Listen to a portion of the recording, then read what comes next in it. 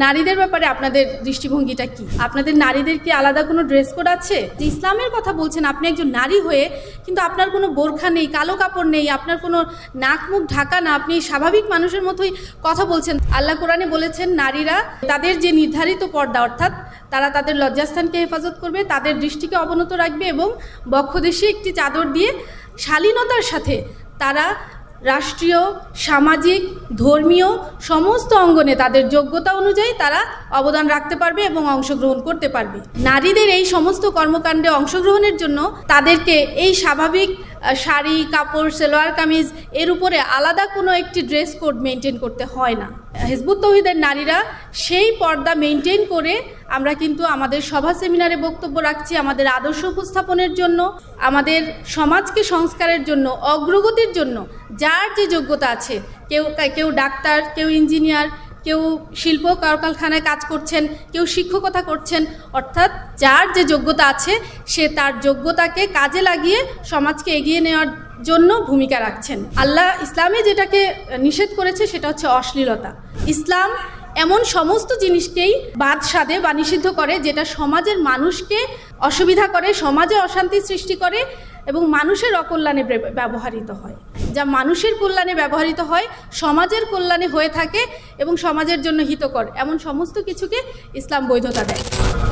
আউযুবিল্লাহি মিনাশ শাইতানির রাজিম, বিসমিল্লাহির রহমানির রহিম।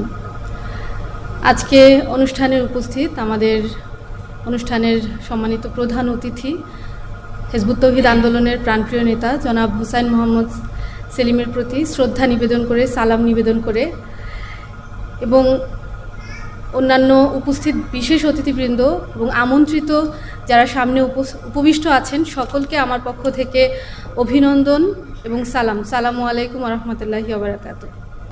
আজকে এমন একটি পরিস্থিতিতে আমরা এই সমাবেশের আয়োজন এবং এমন একটি পরিস্থিতিতে, এমন একটি সময়ে এসে আমি কথা বলছি যখন আসলে রাষ্ট্র সংস্কারের জন্য সকলেই কথা বলছে।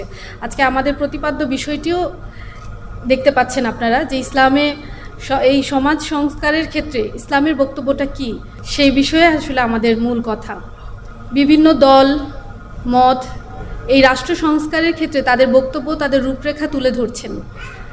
স্বাভাবিকভাবেই ইসলাম এমন একটি জীবন ব্যবস্থা যা সফল জীবন ব্যবস্থা হিসেবে ইতিহাসে স্বাক্ষর রেখেছেন। সেই জায়গা থেকে ইসলামের সমাজ ব্যবস্থা কেমন হবে, ইসলামী সমাজ ব্যবস্থা প্রতিষ্ঠিত হলে কেমন শান্তি প্রতিষ্ঠিত হবে, তার বিশদ আলোচনা রয়েছে। কিন্তু আমি আজকে শুধু ইসলাম প্রতিষ্ঠিত হলে বা ইসলামের জীবন ব্যবস্থা নারীর জন্য কি ভূমিকা রেখেছেন এবং নারীকে কি অধিকার দিয়েছেন সেই জায়গাটুকু বলার চেষ্টা করব। আমরা বিভিন্ন সভা সেমিনারে বা পত্রপত্রিকায়, ইউটিউবে বিভিন্ন আলোচকদের আলোচনায় দেখছি বা শুনছি তারা বিভিন্ন সমাজের রূপরেখা তুলে ধরছেন। কেউ বলছেন এখন ইনক্লুসিভ সমাজ ব্যবস্থা প্রয়োজন, কেউ বলছেন নিজেদের অধিকার প্রতিষ্ঠার কথা, কেউ বলছেন গণতান্ত্রিক মত প্রকাশের অধিকারের কথা, বিভিন্নভাবে তাদের অধিকারের কথা বলছেন। ইসলামী জীবন ব্যবস্থায় আল্লাহ যে দিন দিয়েছেন সমাজে প্রতিষ্ঠা করার জন্য, সেই দিনের শান্তি প্রতিষ্ঠার ক্ষেত্রে, সেই দিন প্রতিষ্ঠা হলে কেমন হবে সমাজ, সেই মানদণ্ড প্রকাশ করতে গিয়ে বা মানদণ্ডের কথা বোঝাতে গিয়ে আল্লাহ রাসূল সাল্লাল্লাহু আলাইহি ওয়াসাল্লাম যে কথাটি বলেছিলেন সেই কথাটি হচ্ছে যে আল্লাহর দিন যখন খুব শীঘ্রই প্রতিষ্ঠিত হবে তখন এমন একটি সমাজ প্রতিষ্ঠিত হবে যেখানে একটি সুন্দরী নারী সমস্ত শরীরে স্বর্ণ অলঙ্কার পরিহিত অবস্থায় রাতের অন্ধকারে একা সানা থেকে হাজরা মাউত 350 মাইল ব্যবধানের দূরত্বের একটি পথ সে একা অতিক্রম করবে, কিন্তু তখন তার মনে এক আল্লাহ এবং বন্য পশু ছাড়া তার মনে আর কোনো বিপদের ভয় থাকবে না।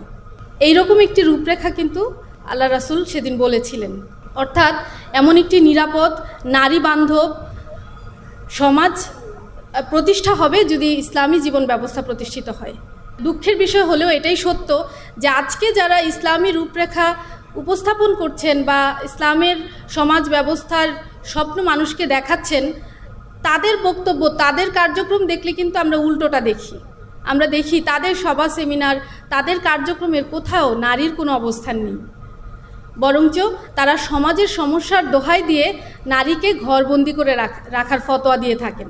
কিন্তু হিজবুত তৌহিদ শুরু থেকেই আল্লাহর রাসূলের নীতি, আল্লাহর হুকুমের উপরে সবসময় অটল ছিলেন। সেই নীতি ফলো করতে গিয়ে, সেই হুকুমের উপরে থাকতে গিয়ে, পালন করতে গিয়ে যত ধরনের অপবাদ বরণ করতে হয়েছে সেটা করেছে, যত ধরনের প্রতিকূল পরিবেশ, প্রতিকূলতা ফেস করতে হয়েছে সেটা করেছে, কিন্তু এক মুহূর্তের জন্য আল্লাহর নীতি থেকে সরে দাঁড়ায়নি।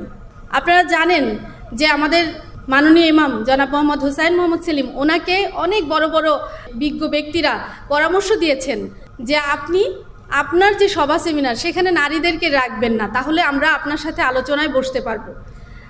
আপনার সব কিছু ঠিক আছে, আপনার সমস্ত কথার সাথে আমরা একমত, কিন্তু এই যে নারীকে আপনি স্টেজে বসান বা কথা বলতে দেন, এটা যদি আপনি না করেন তাহলেই আমরা আপনার সাথে একমত হতে পারি। কিন্তু ওনাদের এই প্রস্তাবে মাননীয় ইমাম একমত হননি। উনি বলেছেন যে আল্লাহর রাসূল যে নীতি প্রতিষ্ঠা করে গেছেন, আল্লাহ যে হুকুম দিয়েছেন, সেটার ক্ষেত্রে আমি এক পাও পিছপা হব না। এবং এই কারণে আমাদের মাননীয় ইমামকে অনেক ধরনের অপবাদের মাথায় নিতে হয়েছে, অনেক প্রতিকূলতার সম্মুখীন হতে হয়েছে। দেখা গেছে যে যারা এই ধরনের প্রস্তাব দিয়েছেন, বিরোধিতা করেছেন, সময়ের ব্যবধানে, সময়ের পরিক্রমায় তারা তাদের গোল চেঞ্জ করতে বাধ্য হয়েছে।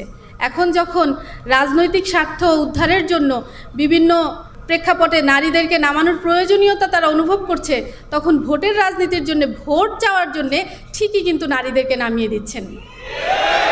তো হিজবুত তৌহিদ সিজনাল বক্তব্য দেয় না যে এই সিজনে এক বক্তব্য, আর সিজন চেঞ্জ হলে আবার ফতোয়া চেঞ্জ হয়ে যাবে। হিজবুত তৌহিদের বক্তব্য, হিজবুত তৌহিদের নীতি সবসময় এক ছিল, এক থাকবে। নীতিটা কি আসলে নারীদের ব্যাপারে আমাদের, এই বিষয়টা যখন আমরা আমাদের এই আদর্শকে, হিজবুত তৌহিদের এই সুমহান আদর্শকে আমরা মানুষের কাছে উপস্থাপন করতে যাই, অনেকেই আমাদেরকে প্রথম প্রশ্নই করেন যে নারীদের ব্যাপারে আপনাদের দৃষ্টিভঙ্গিটা কি, আপনাদের নারীদের কি আলাদা কোনো ড্রেস কোড আছে? তো তাদেরকে আমরা যে কথাটি বলে থাকি যে দেখেন, আজকে নয়, শুধু 1400 বছর আগে আল্লাহর রাসূল নারীদের ব্যাপারে এমন একটি আধুনিক, এমন একটি ভারসাম্যপূর্ণ ব্যবস্থা, এমন একটি নীতি দিয়ে গেছেন, সেই বিধানটাই আজকে আমরা কিন্তু বলে যাচ্ছি। সেটা হচ্ছে আল্লাহ কোরআনে বলেছেন নারীরা তাদের যে নির্ধারিত পর্দা, অর্থাৎ তারা তাদের লজ্জাস্থানকে হেফাজত করবে, তাদের দৃষ্টিকে অবনত রাখবে এবং বক্ষদেশে একটি চাদর দিয়ে শালীনতার সাথে তারা রাষ্ট্রীয়, সামাজিক, ধর্মীয় সমস্ত অঙ্গনে তাদের যোগ্যতা অনুযায়ী তারা অবদান রাখতে পারবে এবং অংশগ্রহণ করতে পারবে। আমরা ঠিক হিজবুত তৌহিদের নারীরা সেই পর্দা মেনটেন করে আমরা কিন্তু আমাদের সভা সেমিনারে বক্তব্য রাখছি, আমাদের আদর্শ উপস্থাপনের জন্য। আমরা আমাদের হিজবুত তৌহিদের অর্থাৎ ইসলামের প্রকৃত যে জীবন ব্যবস্থা সেটাকে উপস্থাপনের জন্য সমাজের সমস্ত শ্রেণী পেশার মানুষের কাছে, প্রশাসনিক ব্যক্তিবর্গ, রাজনৈতিক ব্যক্তিবর্গ, সাংবাদিক, শিক্ষক, সমস্ত মহল, ধর্ম, বর্ণ নির্বিশেষে সকলের কাছে আমাদের নারীরা এই বক্তব্যকে আমরা উপস্থাপন করে থাকি। আমাদের এই আদর্শকে উপস্থাপনের জন্য আমাদের যে প্রকাশনা রয়েছে, বই, পত্রিকা, হ্যান্ডবিল, সেগুলো আমরা উপস্থাপনের কাজ করে থাকি এবং যোগ্যতা অনুযায়ী আমাদের সমাজকে সংস্কারের জন্য, অগ্রগতির জন্য যার যে যোগ্যতা আছে, কেউ ডাক্তার, কেউ ইঞ্জিনিয়ার, কেউ শিল্প কারখানায় কাজ করছেন, কেউ শিক্ষকতা করছেন, অর্থাৎ যার যে যোগ্যতা আছে সে তার যোগ্যতাকে কাজে লাগিয়ে সমাজকে এগিয়ে নেওয়ার জন্য ভূমিকা রাখছেন। এক্ষেত্রে পুরুষের সাথে নারীর কোনো ভেদাভেদ নেই, সকল ক্ষেত্রে নারী তার যোগ্যতা অনুযায়ী অবদান রাখতে পারছে। শিল্প সংস্কৃতিতে যদি কারো যোগ্যতা থাকে, যদি সে চায়, সে গান গাইতে পারে, সে অভিনয় করতে পারে, তার সুর দিয়ে সে গান উপস্থাপন করতে পারে, কবিতা আবৃত্তি করতে পারে, এগুলোর অধিকার ইসলাম নারীদেরকে দিয়েছে। শুধু নারী নয়, সকল মানুষকেই দিয়েছে। আল্লাহ ইসলামে যেটাকে নিষেধ করেছে সেটা হচ্ছে অশ্লীলতা, অর্থাৎ ইসলাম এমন সমস্ত জিনিসকেই বাদ সাধে বা নিষিদ্ধ করে যেটা সমাজের মানুষকে অসুবিধা করে, সমাজে অশান্তি সৃষ্টি করে এবং মানুষের অকল্যাণে ব্যবহৃত হয়।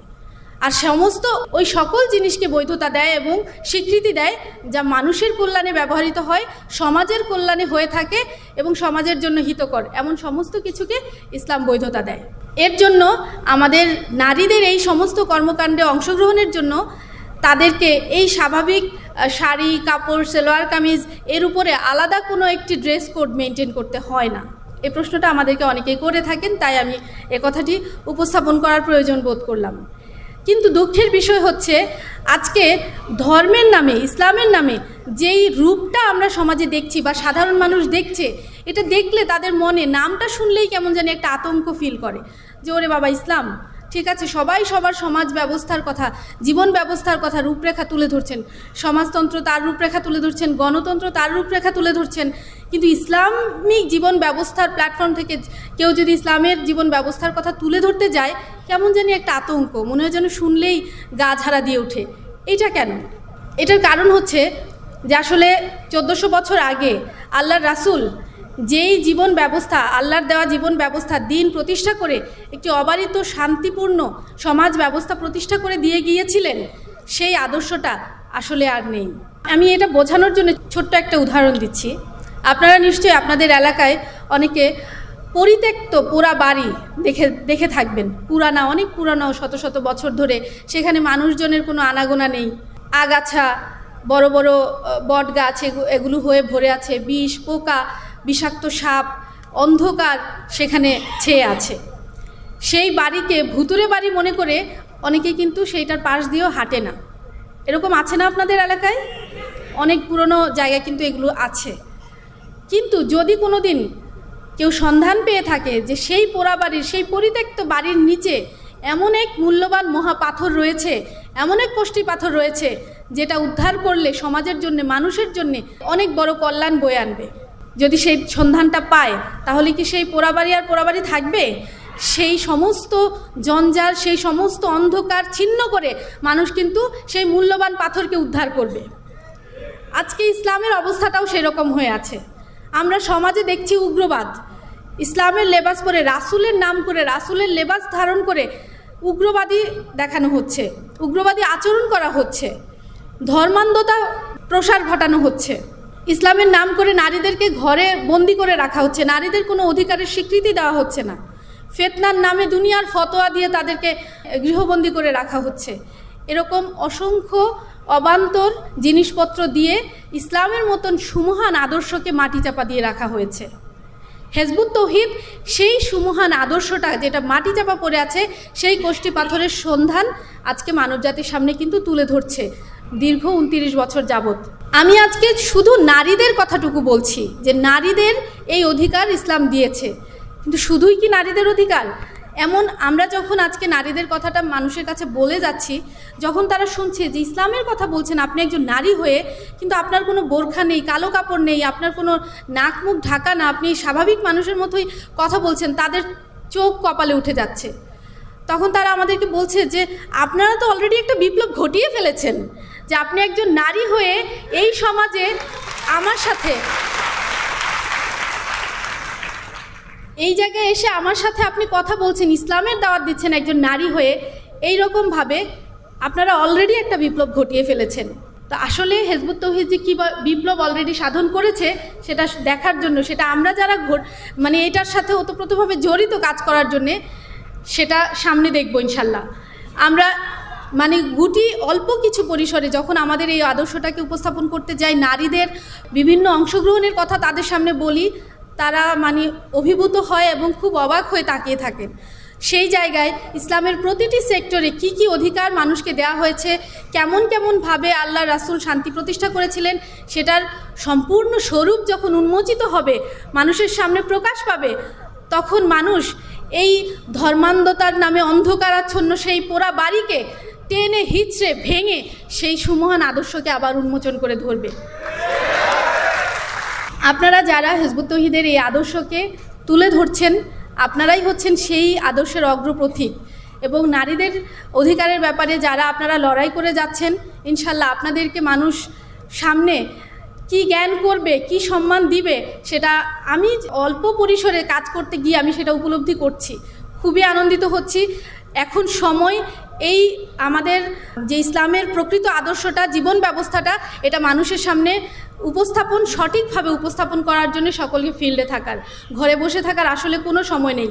কারণ আমরা দেখছি মানুষের সামনে সঠিক কোনো আদর্শ নেই, সঠিক কোনো ব্যবস্থা নেই, যে যার যার মতন যার যেটা ভালো লাগছে সে সেটা প্রস্তাব করে যাচ্ছে। কিন্তু আমাদের হাতে আছে একটি টেকসই, সুদূর পরিকল্পিত এবং ভারসাম্যপূর্ণ জীবন ব্যবস্থার সন্ধান, যেটা সমাজে প্রতিষ্ঠিত হলে নারী পুরুষ শিশু নির্বিশেষে সমাজের সকল মানুষ নিরাপদ হবে। এবং আমাদের নীতি স্পষ্ট এবং টেকসই, আমাদের এই নীতির উপরে সর্বদা আমাদেরকে অটল থাকতে হবে। আপনারা এই কাজকে সমাজে ছড়িয়ে দেওয়ার জন্য, এই আদর্শকে মানুষের দ্বারগোড়ায় পৌঁছে দেওয়ার জন্য সর্বদা ফিল্ডে অ্যাক্টিভ থাকবেন, কাজে সচল থাকবেন, এই আহ্বান ব্যক্ত করে আমি আমার কথা এখানেই শেষ করছি। আল্লাহ হাফেজ, সালামু আলাইকুম।